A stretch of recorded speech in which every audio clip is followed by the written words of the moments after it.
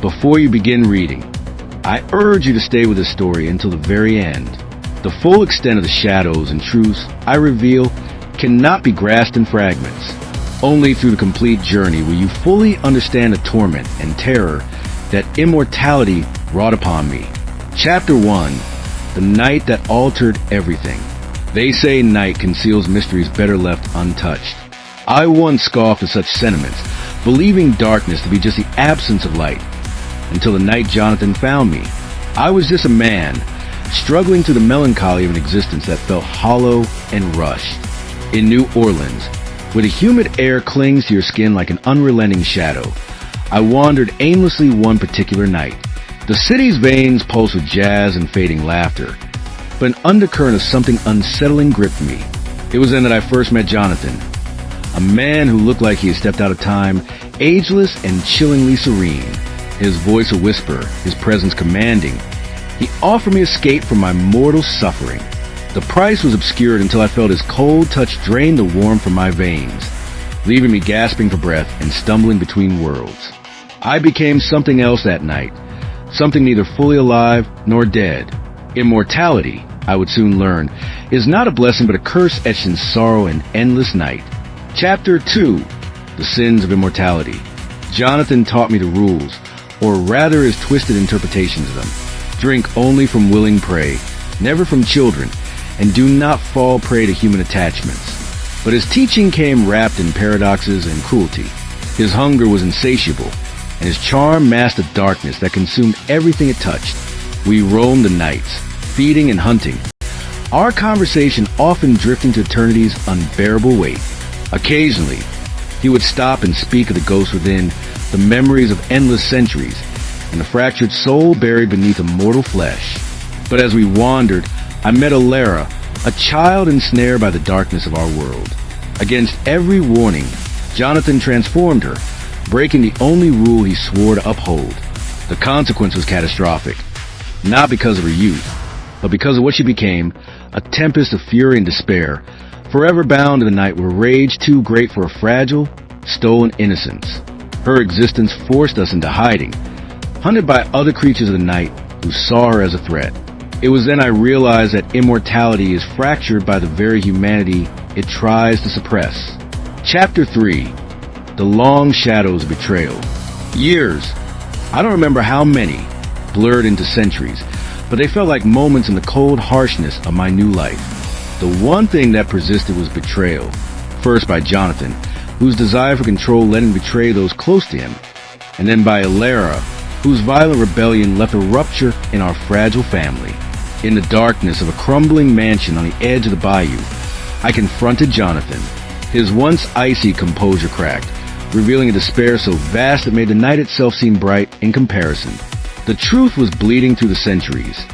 He was trapped in his own agony, just like me, but forgiveness was a luxury I could not afford. The immortal world is built on power, not mercy, and I had to choose, either embrace the shadows fully or find a way to end the nightmare. Alara's rage escalated until night became chaos.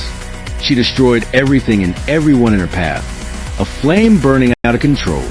I was left to gather the shattered pieces, trying to tame her wild fury, while fighting to survive my own torment. Betrayal was no longer just a word. It was the shape of my new reality. Chapter 4. The Price of Perpetuity.